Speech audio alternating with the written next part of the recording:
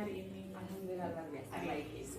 Terima kasih banyak ya karena Bu Risma sudah bersedia membantu Ibu untuk menyelesaikan tugas CGP ini.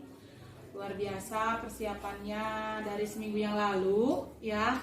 Masya Allah, Ibu luar biasa terbantu dengan kesediaan Bu Risma untuk menjadi guru yang akan disupervisi di kelas.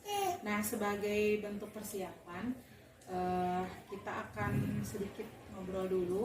Yang pertama yaitu tentang tujuan pembelajaran yang sekiranya nanti akan dicapai ketika di kelas itu apa aja ya Bu Risma? Pada saat nanti saya punya 2 tujuan pembelajaran. Yang pertama adalah setelah melakukan diskusi, peserta didik mampu membuat model matematika dari permasalahan teorema Pythagoras dengan teliti, benar, dan bertanggung jawab. Oke, berarti tentang Pythagoras ya Bu Risma. Oke, kemudian selain membuat model yang berkaitan dengan teorema Pythagoras, tujuan yang keduanya apa? Yang keduanya adalah melalui diskusi, peserta didik diharapkan mampu untuk menyelesaikan masalah yang berkaitan dengan teorema Pythagoras, yaitu mencari salah satu sisi pada segitiga siku dengan teliti, benar, dan bertanggung jawab. Ada 2 tujuan pembelajaran yang akan nanti Bu Risma terapkan dalam pembelajaran di kelas. Untuk selanjutnya kira-kira aspek apa nih yang akan dikembangkan di kelas ketika nanti pelaksanaan pembelajaran? Yang pertama, area pengembangan yang akan dicapai yang pertama adalah model pembelajaran, yang keduanya keaktifan siswa saat diskusi, dan yang ketiganya adalah pemahaman dari siswa itu sendiri. Oke, ada 3 aspek. Yang pertama model pembelajaran. Nanti kira-kira Bu Risma menggunakan model pembelajaran apa nih? Karena di sini materinya kan menyelesaikan masalah, jadi saya ambil model PBL, yaitu Problem Based Learning.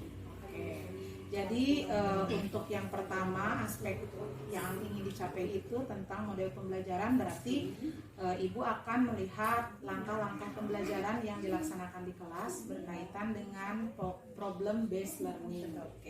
Kemudian yang kedua itu mengenai keaktifan belajar siswa tapi pada saat diskusinya ya. Dan yang ketiga adalah pemahaman ya tadi ya, pemahaman siswa. Nah, kira-kira dari ketiga hal ini bagaimana strategi yang akan Bu Risma terapkan? Untuk model pembelajaran sendiri, strateginya saya mengikuti kegiatan pada FPD. Untuk keaktifannya saya melihat dari diskusi peserta didik.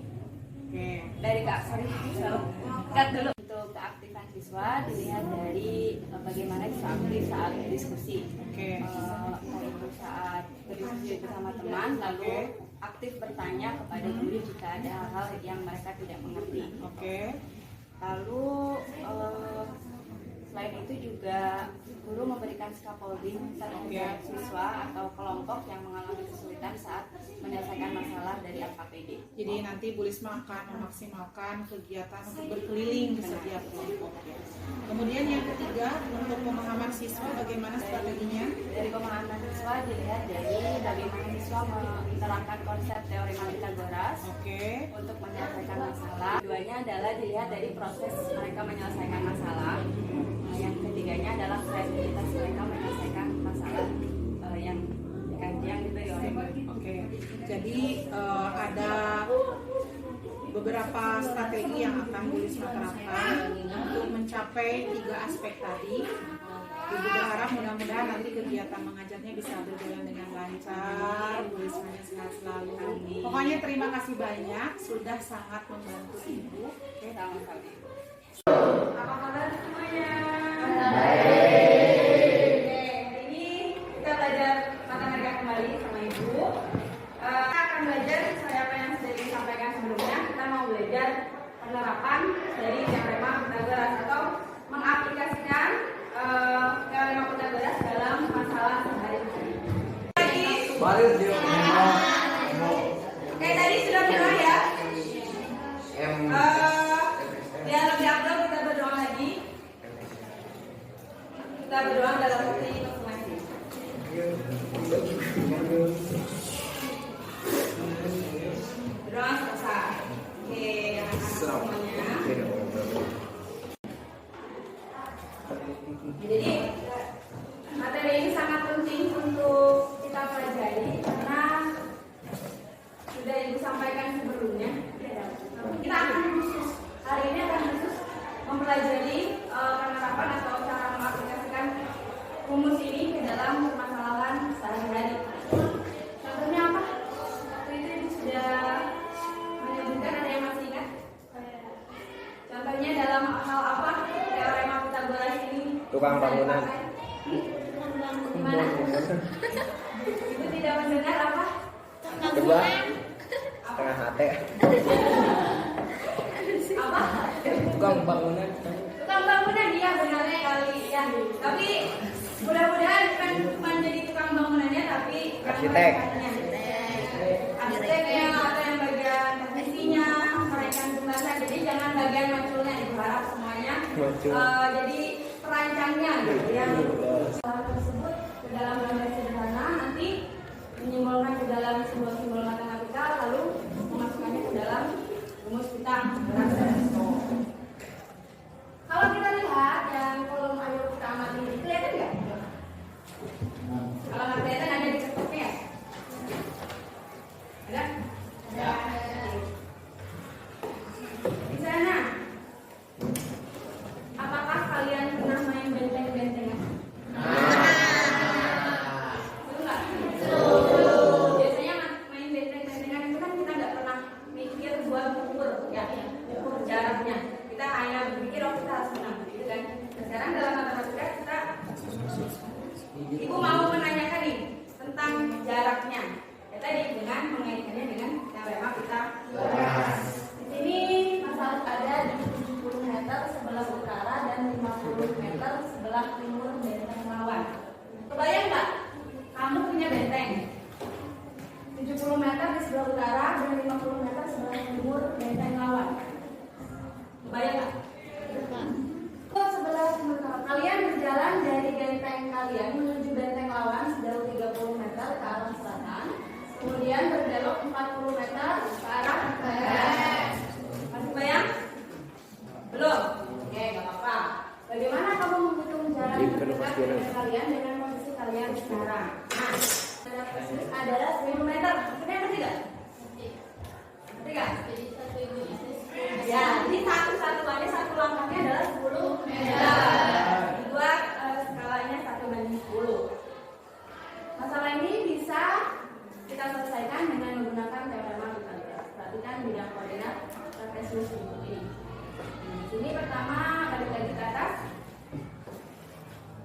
Benteng kalian berada di 70 meter sebelah utara dan 50 meter sebelah timur. Berarti kan ada benteng lawan titik 0,0 atau titik O, berarti ada di mana? Di ini. Kelihatan nggak? Setelah itu benteng kalian titik A tadi posisinya. Gimana kan bentengnya di sini? Timur kok. Bukan gitu. Apa?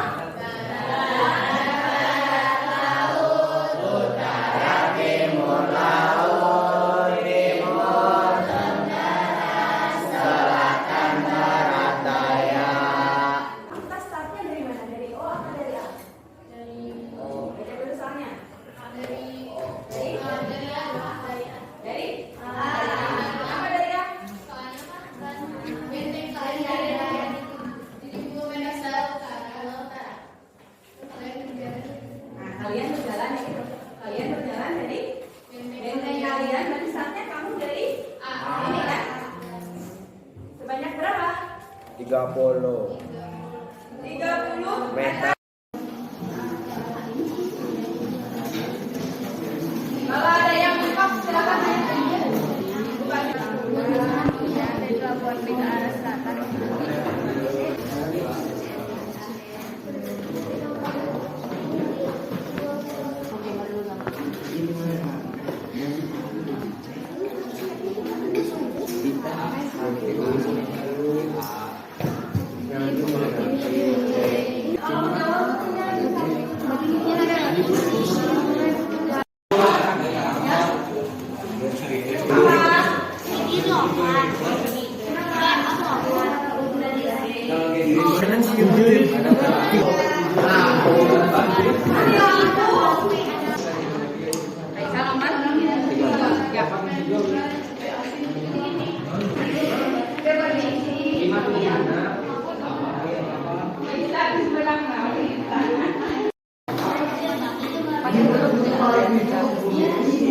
Panjang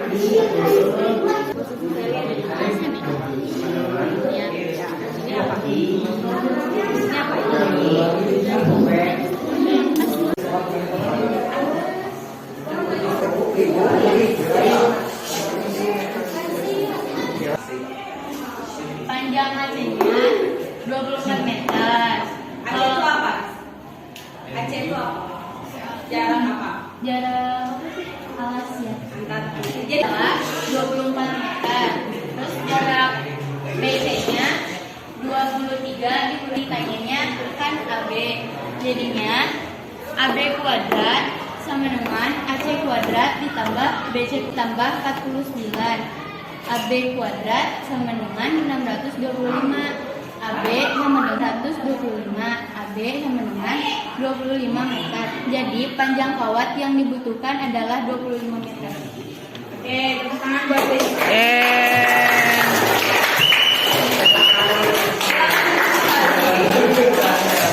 Oke, Ibu tanya, ada berbeda jawabannya dengan Rizky? Oke. Apakah ada misalkan? Boleh nggak kalau misalkan? Boleh nggak kalau misalkan? Tadi kan ada 2 tiang ya? Tiangnya sama tingginya berbeda? Ada yang 16, ada yang 23. Yang ingin Ibu tanyakan, kenapa di sini? Karena satu orang deh, biar jelas. Ya, karena panjang BC ini didapat dari ini kan? Ya. Dari sini ke sini kan 23. Berarti kalau BC-nya pakai rumus Pythagoras yang hipotenuse. Satu sisi kirinya. Sama semua? Kalau yang nomor 3? Bisa? Yakin? Mudah nggak? Oke. Alhamdulillah kalau begitu, kalau sudah.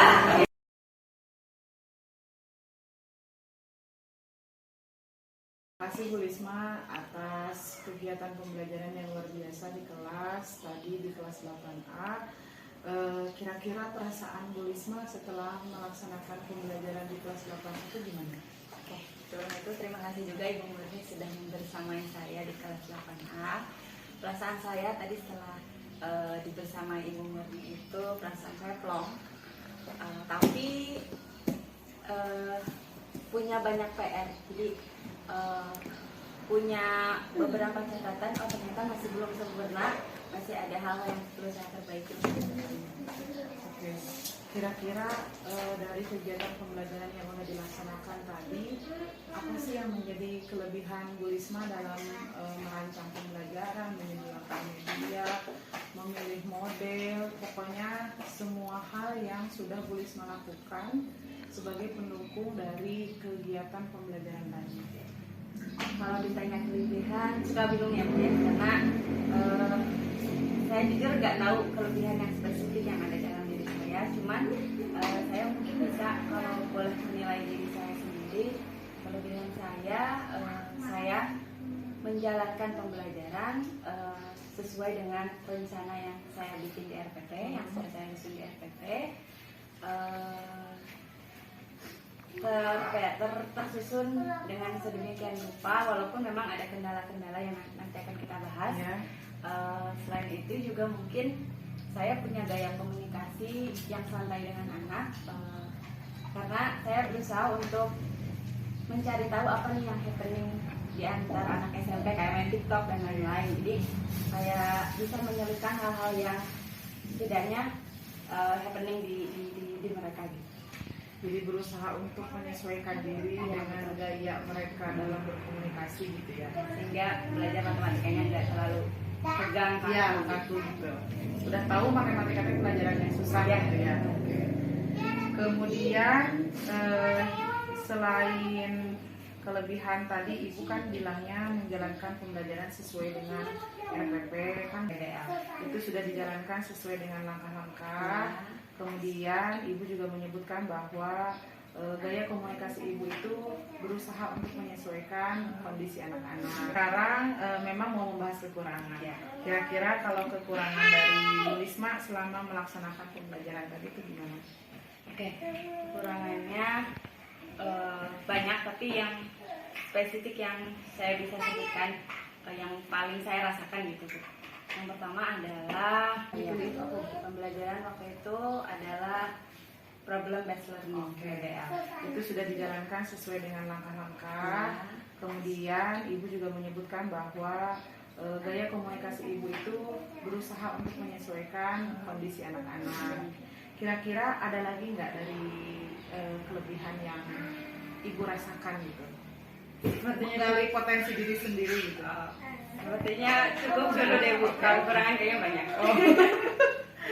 Kalau seperti itu, sekarang memang mau membahas kekurangan. Kira-kira kalau kekurangan dari Lisma selama melaksanakan pembelajaran tadi itu gimana? Oke, kekurangannya banyak, tapi yang spesifik yang saya bisa sebutkan, yang paling saya rasakan gitu. Yang pertama adalah tersusun dengan sedemikian rupa, walaupun memang ada kendala-kendala yang nanti akan kita bahas. Selain itu juga mungkin saya punya gaya komunikasi yang santai dengan anak, karena saya berusaha untuk mencari tahu apa nih yang happening di antara anak SMP, kayak main TikTok dan lain-lain. Jadi saya bisa menyelipkan hal-hal yang setidaknya happening di mereka gitu. Jadi berusaha untuk menyesuaikan diri dengan gaya mereka dalam berkomunikasi gitu ya. Sehingga belajar matematikanya tidak terlalu tegang kaku gitu. Udah tahu matematika itu pelajaran yang susah gitu ya. Kemudian selain kelebihan tadi, ibu kan bilangnya menjalankan pembelajaran sesuai dengan RPP, kan model pembelajarannya itu apa? Pembelajaran waktu itu adalah problem based learning. PBL. Itu sudah dijalankan sesuai dengan langkah-langkah. Kemudian ibu juga menyebutkan bahwa gaya komunikasi ibu itu berusaha untuk menyesuaikan kondisi anak-anak, kekurangan. Kira-kira kalau kekurangan dari Lisma selama melaksanakan pembelajaran tadi itu gimana? Oke, kekurangannya banyak, tapi yang spesifik yang saya bisa sebutkan, yang paling saya rasakan gitu. Yang pertama adalah kita akan membahas tentang kekurangan. Kira-kira dari pembelajaran yang Lisma sudah laksanakan tadi, kekurangannya itu seperti apa? Oke, kalau kekurangan sendiri itu banyak sekali Bu. Cuman yang paling saya rasakan saat pembelajaran tadi adalah yang pertama, saya kan menilai dari segi keaktifan peserta didik ya. Nah, dari keaktifan peserta didik itu pada saat tadi belum sesuai dengan harapan saya yang ingin saya lihat gitu. Baru sekitar setengahnya dari kelas yang berusaha aktif, yang aktif unjuk bicara, mengungkapkan pendapat gitu, dan mau bertanya saat dia disuruhnya. Sisanya malu-malu. Selanjutnya, yang kedua adalah masalah waktu.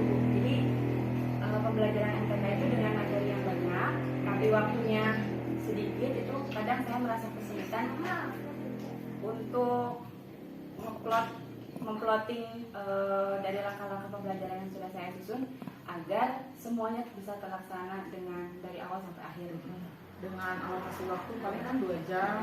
Dari kekurangan yang barusan Bu Lisma sampaikan, kita kan sekarang mau ngobrol untuk mencari menggali ini dari Bu Lisma, kira-kira dari kekurangan ini apa yang mau kita gali ini? Dari kekurangannya, dari keaktifan, berarti kan saya harus punya strategi Ya betul, untuk membangkitkan keaktifan yang dari 50% setidaknya harus jadi 70-80, dan berharap semuanya gitu betul, bisa ikut aktif. Dan mungkin strateginya adalah saya harus lebih interaktif saatnya, jangan gitu menggunakan model ajar yang beragam juga gitu. Model ajar dan bahan ajar serta media ajar yang lebih membuat mereka aktif gitu. Kayak misalkan kalau dari media ajar bisa pakai puisi atau pakai games dan mungkin juga kemarin saat itu saya tidak pakai ice breaking. Jadi mungkin nanti untuk kedepannya bisa saya aplikasikan ice breaking yang lumayan seru untuk mereka lebih aktif lagi. Dari strategi yang sudah diungkapkan Bu Risma, kira-kira kalau melihat gambaran selama pembelajaran itu, kalau saya kasih skala 1 sampai 10, keaktifan anak tuh ada di mana? Yang saya lihat sih baru skala 5. Ya. Jadi Nah, kira-kira hambatan apa sih yang Bu Risma akan alami gitu pada saat Bu Risma tuh mau menerapkan strategi-strategi yang tadi diungkapkan? Oke. Untuk hambatan otomatis saya rasa akan selalu ada gitu ya Bu ya. Betul. Yang pertama yang paling saya sering alami gitu, hambatan yang pertama adalah motivasi belajar anak gitu. Jadi motivasi ini nyambung sama mood. Karena apa? Karena mereka menganggapnya matematika itu pelajaran yang susah, Betul. yang sulit dijangkau, sehingga mereka males duluan gitu Bu untuk ngapain sih saya belajar MTK, apa sih gunanya MTK gitu kan. Nah, jadi dari sana buru-buru mau ngitung hal-hal yang kayak memecahkan masalah dan lain-lain, dari ngebangkitin mood mereka aja kita butuh usaha gitu ya dia. Itu yang pertama mungkin motivasi. Yang keduanya adalah kemampuan awal. Kemampuan awal siswa di SMP 3 Curug ini harus diakui kurang Bu ya. Jadi ibaratnya harusnya kan guru SMP itu mengajar yang tingkat level menengah kan.